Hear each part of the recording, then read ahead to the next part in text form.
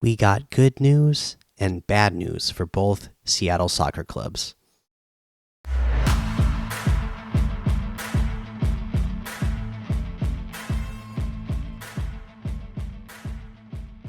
Welcome back to another episode of the Seattle Sports Show where we love Seattle pro sports.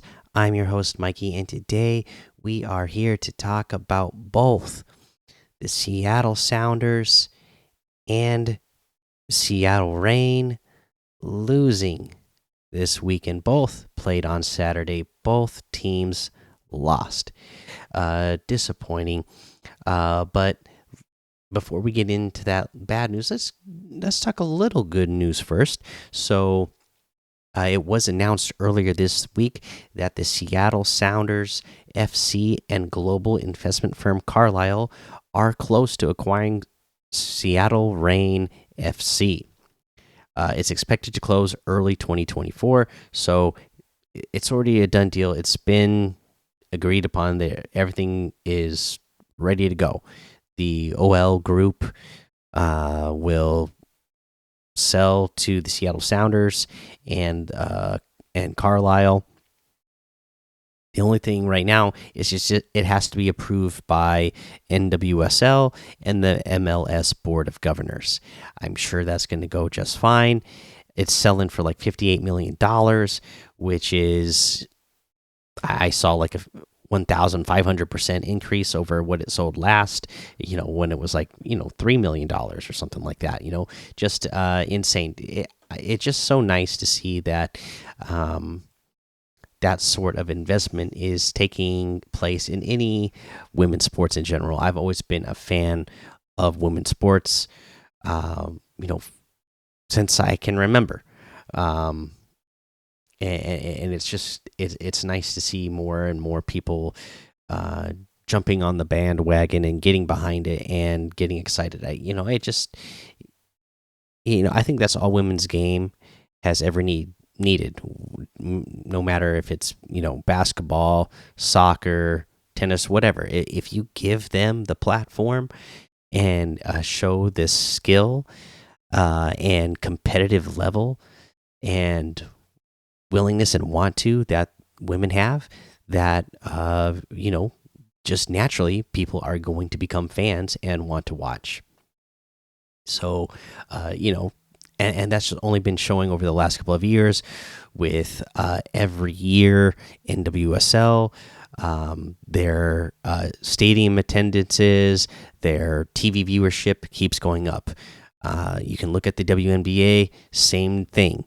Attendance and TV viewership keeps going up. And look at the way people are following Caitlin Clark in college right now, and she's about to enter the WNBA now in just a few months' time. Just imagine the eyes that's gonna bring even more eyes to the WNBA. So, I'm just glad that there's being this kind of investment made in women's sports in general.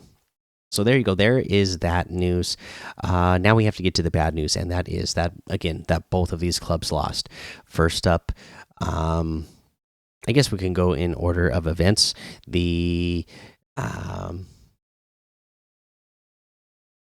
who did play first? Now I'm starting to I'm starting to question myself. No, the Seattle Reign did play first on Saturday. They played the afternoon game. They were going against Chicago. They ended up losing this one 2-1. And in this one, it did feel like Seattle Reign, they were putting on the pressure most of the it actually, I will say this, it felt a lot like a Seattle Sounders game the last 2 years, which is not what we have come to expect of the Seattle Reign. Okay, even though the Sounders have still been phenomenal record-wise this last year, there's just like a certain thing they have going around them that it felt like this in this Seattle Reign game, where they felt like they were in control most of this game, and they had it in hand, and you were just for sure feeling like, okay, they're gonna score at some point, but they could never quite make it happen. And then Chicago scores first, and then we keep the pressure up, and G got a goal, her first goal in the NWSL, and first with the Rain. First Korean player, I believe, they said, to score a goal in the NWSL. Just unfortunately, uh, they weren't able to keep that momentum, and then they surrendered another goal, and they lost 2-1. Laura Harvey spoke after the game, saying that she felt like they were too reactive. Instead of being the ones making the other team have to react, we were being reactive. And that they took their foot off the gas, and that's what kind of led to that second goal that ended up costing them the game. And again, like she said, and as I just said just a moment ago, I felt like we were the better team. So I don't know why we couldn't finish, but Laura Harvey herself said they felt like they were the better team. But maybe they just weren't completely in the game at all times. Mentally, they weren't always there, and that that cost them this one. Again, just a couple things about this one. Ji So Yoon, her scoring that made her the 50th player to score for the club in history. Jess Fishlock today, or on Saturday, had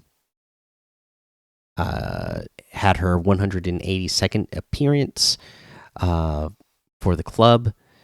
That is tied for fourth now with Jess McDonald for most in NWSL history. Yeah, and then Ji So Yoon, that was her first goal in the NWSL with the team, and this was only her second match ever, so I'm expecting we're going to see a lot more from G and get a whole lot of fun this season. And then, yeah, so there you go. There's that match. Let's go ahead and talk a little bit about the Sounders now, and just how, yeah, it's getting a little frustrating with them, right? So they end up losing this match against San Jose 3-2. Now, again, the first half, it felt much the same as we've been talking about the last couple of years.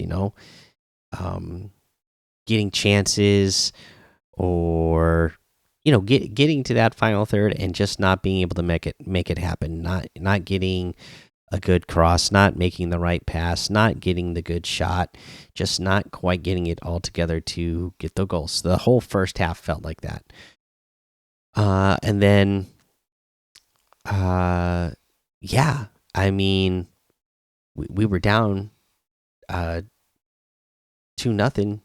We finally started scoring in the second half. You get your act together a little bit, and then you let them get a goal, their third goal, and that was that. That ended up being the match.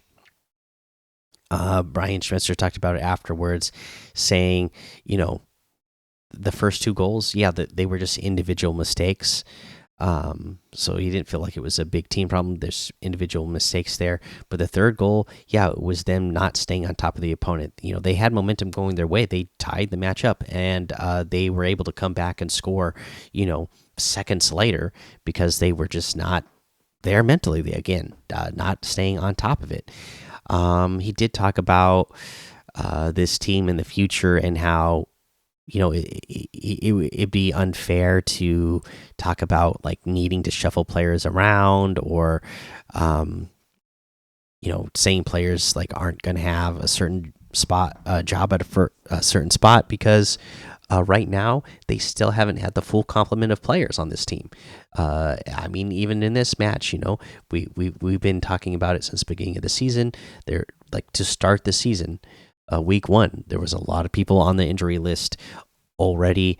It's been added to since then, so we went into this game with all those players still injured, and some of these players will be coming back soon, and we're still month and a half away from your star player that you brought in, De La Vega, coming back. So we're nowhere near the full complement of players, but you could see how good the players look, even with that in mind.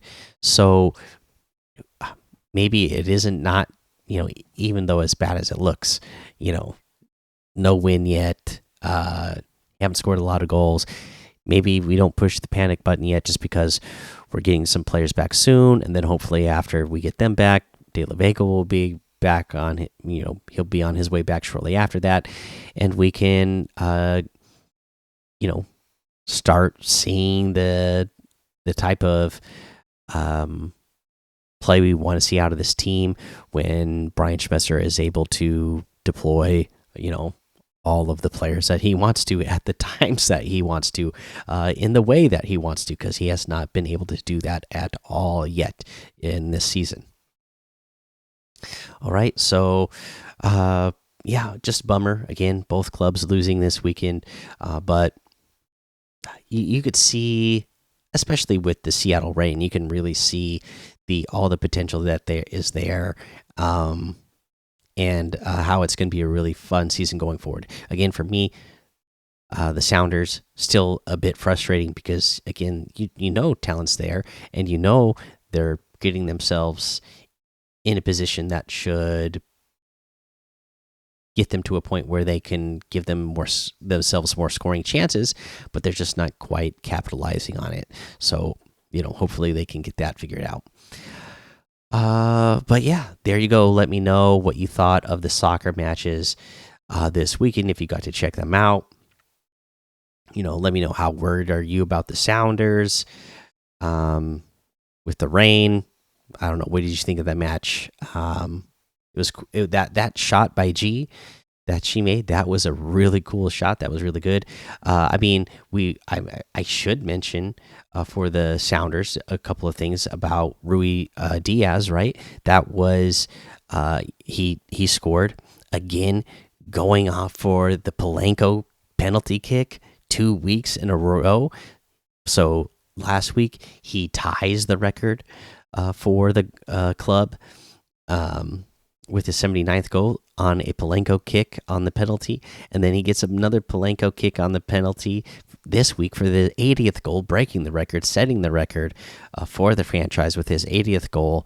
Yeah, Rui Diaz, yeah, amazing stuff, and so bold to do that 2 weeks in a row. What to tie a record and outbreak the record? That's pretty awesome. All right, so let me know what you thought of that. Are you excited for Rui Diaz and passing Freddie Montero there?